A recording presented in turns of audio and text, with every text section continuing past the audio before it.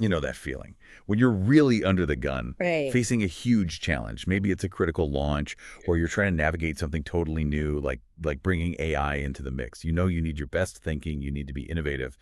But doesn't that pressure sometimes feel like it just shuts your brain down? It's this weird paradox, right? Yeah. The moments needing the most creativity often make it hardest to be creative. That's exactly the tension we're diving into today. We've been digging through a whole stack of material, articles, transcripts, trying to really unpack this. How these high pressure situations, especially in fast moving areas like AI or adaptive product and service work, can unintentionally kill the very innovation they need. Right. So our mission here in this deep dive is to pull out the key nuggets from all that. We want to help you understand why this happens, yeah, the surprising role fear plays, how traditional structures get in the way, and crucially, find some practical ways to build cultures where innovation and resilience can actually take root and grow. Whether you're working on AI, leading agile teams, or just trying to spark more creativity, there should be something here for you. Okay, so let's tackle this innovation paradox head on. High stakes new stuff, crises, deadlines, we need fresh ideas. But you're saying that also triggers stress and fear. Exactly. And the sources really get into the why, the neuroscience behind it. Our brains fundamentally are wired for survival. When we sense a threat, and that can be a complex work problem, not just a predator, it flips that old fight or flight switch. So like a metaphorical saber-toothed tiger walking into the Monday morning meeting. Hey, yeah, something like that. Your amygdala fires up, cortisol starts flooding your system, and this whole biological cascade basically narrows your focus. You're not thinking expansive, creative thoughts. You're thinking immediate survival. Resources get pulled away from your prefrontal cortex. That's the bit doing the heavy lifting for complex problem solving, creativity, big picture thinking. Wow. So under stress, your brain is literally less equipped for innovation. That's what the science suggests, yeah. It pushes you towards being conservative. You default to what feels safe, what's worked before, even if it's not optimal. Risk aversion spikes. Experimentation feels way too dangerous in that state. And what if that pressure isn't just a spike? What if it's chronic, day in, day out? Well, then you start seeing more sustained negative effects. Things like impaired focus, memory issues, poor decision making. You get stuck in this tunnel vision. You can't process information as broadly, can't see the connections. It's really the opposite of what you need for innovation. And this isn't just an individual thing, is it? This stress and fear, it manifests in how teams and whole organizations function. The sources talked about specific dysfunctions. Oh, absolutely. It crops up in really predictable and often quite damaging ways. One big one is silence. People just, they don't speak up. They hold back warnings, concerns. Why? Just fear of negative consequences. Pretty much. It feels safer personally to stay quiet, not rock the boat, even if you see trouble brewing. So potential problems just get ignored until they blow up. Exactly. You miss those crucial early warnings. Small issues fester, they escalate, and then fixing them later. It costs way, way more. Huge remediation costs down the line. Does that fear also explain why people sometimes cling to the status quo, even when it's obviously not working well? It connects directly. You see this real aversion to risk. People stick to familiar processes, even subpar ones, because the known feels safer than the unknown. Just repeating what we did last time becomes the default play. It's that survival instinct at work. Okay, that makes a scary amount of sense. What about things like endless paperwork or layers of approvals? Yeah, the sources highlight that too. Defensive documentation, over-engineered processes with tons of sign-offs and stage gates. Often, these are symptoms of fear. They're attempts to build safety nets for individuals or teams to cover themselves. But really, they often signal that quality isn't being built into the process from the start. Right, like trying to inspect quality at the very end instead of making it part of how you work all along. Exactly that. We talk about shifting left in adaptive work, embedding quality practices early. If you rely only on late-stage gates, you might find thousands of defects just before launch. Teams that really shift left, far fewer defects because quality is baked in.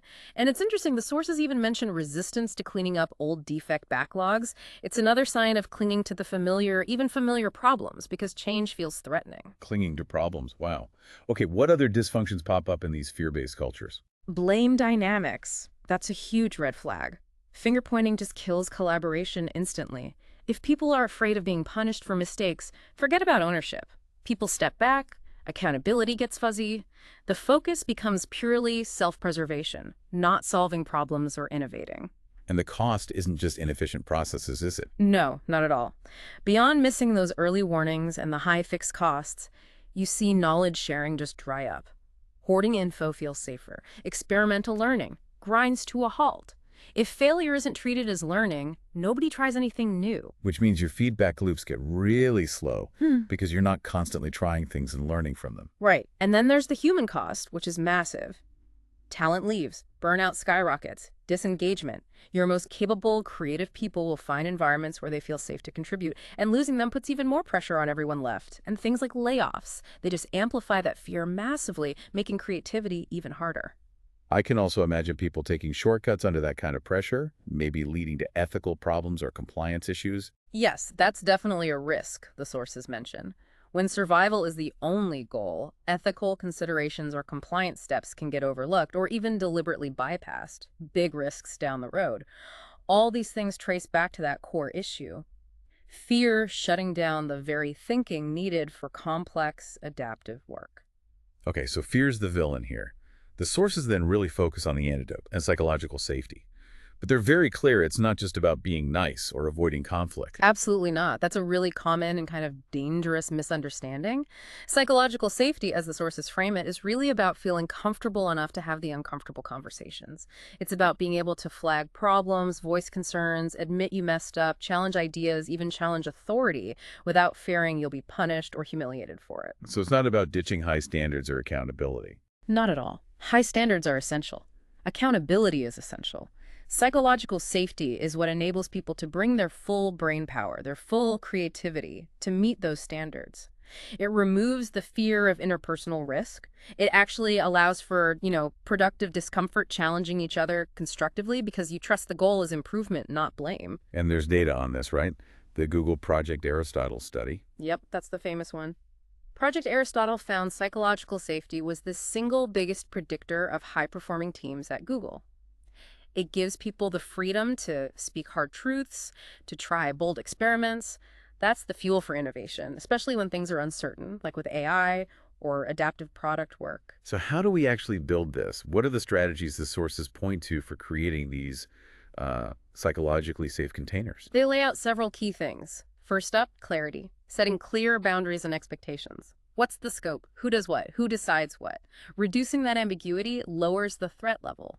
People feel safer when they know the rules of the game. Makes sense. Know where the lines are. Exactly. Another big one is decoupling performance from personal identity. Frame feedback around observable outcomes, specific behaviors, not character judgments. If you need to address individual performance, do it privately. In team settings, use neutral language about problems. Okay, this happened. What can we learn? What's next? Not whose fault was this? It builds a growth mindset. Shifting from blaming the who to understanding the what. Precisely. Also crucial, normalize uncertainty.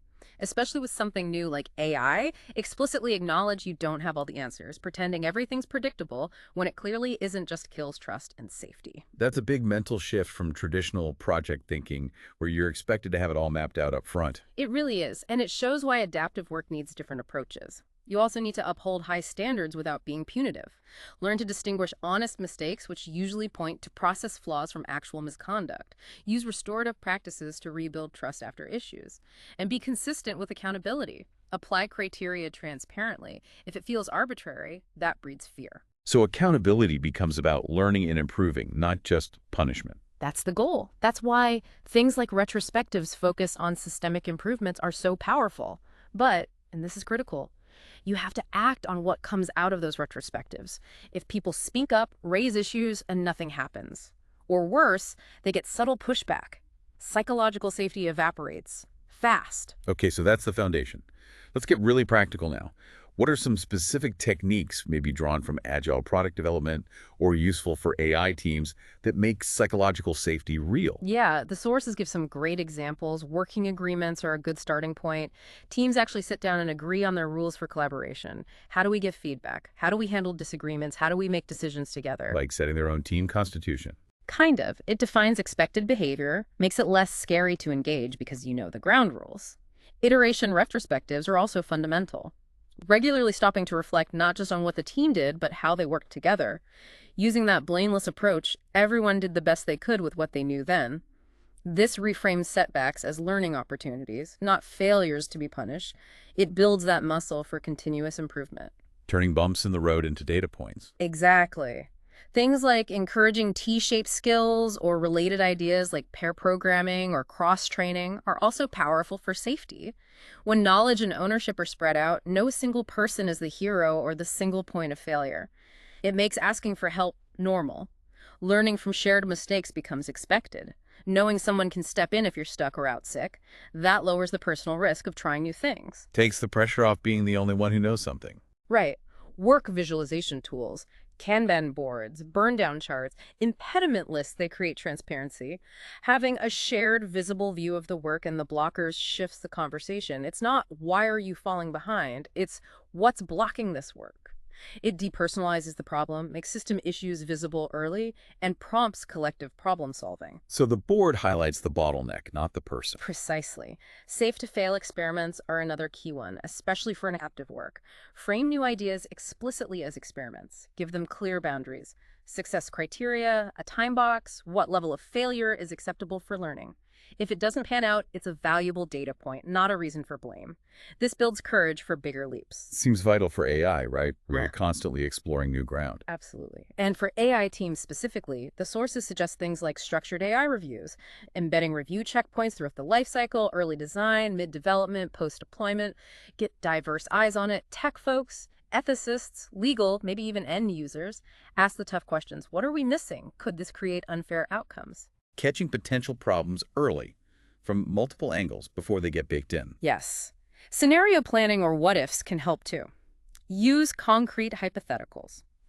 Okay, what if our recommendation engine starts amplifying bias? This turns potentially scary individual worries into a collective exercise in risk management and planning.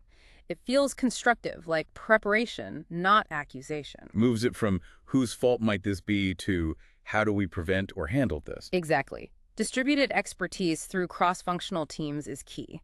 For AI, that means engineers working closely with ethicists, domain experts, privacy specialists, the works. When all those perspectives are valued and integrated from the start, concerns get surfaced and addressed collaboratively. Safety gets embedded in the process. So every voice contributes to making the whole thing stronger and safer. And finally, balanced metrics for AI. Don't just measure accuracy or speed. Include metrics for fairness, transparency, user trust, ethical alignment. This sends a clear signal about what the organization truly values, and it helps align incentives with building responsible AI. Right, because what gets measured tends to get managed, including the safety and ethical aspects. Correct. And blameless postmortems, when AI systems inevitably hit bumps or fail, focus relentlessly on the system. What happened? How did our process, tools, or assumptions contribute? Leaders need to own their part too. When failure is genuinely treated as a chance to learn and improve the system, people become much less likely to hide problems. These aren't just things you do once, though, are they? Sounds like it's about building habits, consistency, and leaders really walking the talk. Totally. It absolutely requires leaders to model vulnerability, admit their own mistakes, share what they're learning, be open about not having all the answers. Teams need to see repeatedly that speaking up, raising concerns, trying things, and sometimes failing, that it leads to positive change or learning, not punishment. This is so critical for AI development, given how it amplifies both the good and the bad. You need that bedrock of psychological safety to have the collective courage and resilience to spot biases, raise ethical flags, manage risks before they explode. It's really about facing hard challenges together. Okay, this next part I found really fascinating. The sources bring in this framework from martial arts, shuhari, as a way to think about learning and mastery in complex domains like agile product management or AI. Yeah, Shuhari. It describes 3 stages. Shu is the first stage. Learn the rules, follow them precisely, get the fundamentals down. Ha is the second stage. Start to break or bend the rules. You understand why they work, so you can adapt them to your context. Experimentation happens here. And Ri is the third stage. Transcend the rules. Mastery is fluid, intuitive. You can innovate freely, maybe even create new rules or forms because the principles are so deeply ingrained. So Shu is like learning the basic steps of a dance. Yeah. Following the instructor exactly. Exactly. Focus on the core techniques, the foundational principles. Like learning to ride a bike, you're focused on balance, pedals, steering. You wobble, you fall. And crucially, you need a safe place to do that shoe-level learning, right? Which brings us straight back to psychological safety. You need an environment where those early mistakes are okay, expected even. Things like structured retrospectives. That's a shoe practice for teams embedding the habit of reflecting and learning the basics of improvement. Often you only really grasp why a rule matters after you've, well, broken it in a controlled way and reflected on it. Learning by a sometimes painful experience. Okay. And what's high look like? High is where you start to experiment, to adapt. You understand the why behind the rules so you can tailor them. Maybe this specific practice doesn't quite fit our team. Let's try tweaking it. This is where team creativity really starts to blossom. So you're not just following the recipe anymore. You're starting to understand the chemistry of cooking, maybe adding your own spice. That's a great analogy. Safe to fail experiments. That's pure ha in action. You're deliberately testing the boundaries in a controlled way to learn and adapt. And importantly, a team can be at different stages for different things. Maybe they're ha with their core development practices, but still shu when it comes to, say, integrating a new AI tool. Mastery isn't uniform across the board. And then the mastery stage. So it's almost effortless. It can look that way from the outside. Innovation feels more intuitive. You might create entirely new ways of working because the underlying principles are just second nature. But, and this is key, isn't some permanent state you achieve and stay in. When you face a totally new kind of challenge, especially in a field like AI that changes so fast, even level masters might consciously choose to go back to shu or ha for that specific new context. So it's not like going backwards. It's about picking the right learning stance for the job at hand. An expert team might use a very basic shu checklist for a routine task, even while they're innovating at a level elsewhere. Precisely. It's about context and choosing the right approach. And leadership needs shift too. Shu needs clear guidance, guardrails, and that high psychological safety for mistakes. Ha needs more freedom, more trust to experiment. Needs significant autonomy and trust in the team's judgment. And the problems start when there's a mismatch, like expecting level results when a team is still learning the shu basics, or maybe applying rigid, predictable project management thinking more suited to shu to adaptive work that needs ha or flexibility. Yes, that mismatch causes so much friction. Expecting outcomes or giving freedom the team isn't ready for, or imposing rigid structures that kill the necessary experimentation and learning. That's where things go wrong. How does shu map onto starting with AI? Well, shu in AI might mean starting small. Using more accessible tools, tackling low-risk problems first to build that foundational understanding. Ha should be experimenting with more complex models, maybe integrating AI more deeply, possibly using some efficiencies gained in shu to free up time for that deeper learning and adaptation. And that's the advanced stuff, maybe developing novel AI techniques or groundbreaking applications, but you only get there reliably by building through shu and ha, trying to leap straight to in AI. Very, very risky. So the big takeaway here is recognizing where you or your team are on that journey for different aspects of the work and tailoring the support, the structure, the expectations accordingly. It's not one size fits all. Exactly. It's a journey, not a destination, and progress isn't always linear.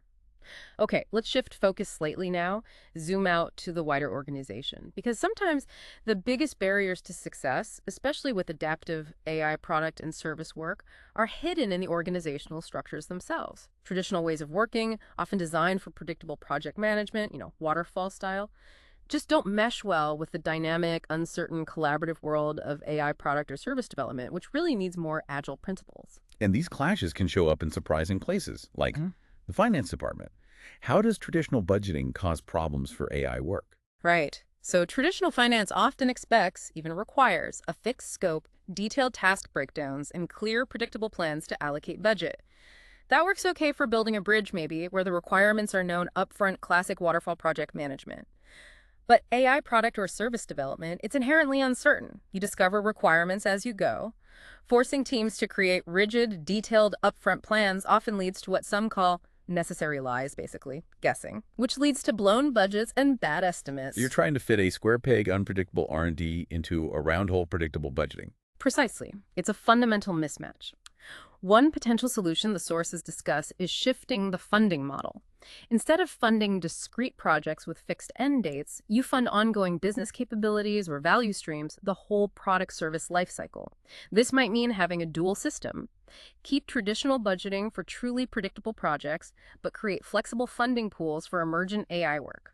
Then success isn't just, did we hit the budget? It's, are we delivering value iteratively? Rigid budgets can absolutely strangle innovation by making it impossible to fund experiments or pivot based on learning.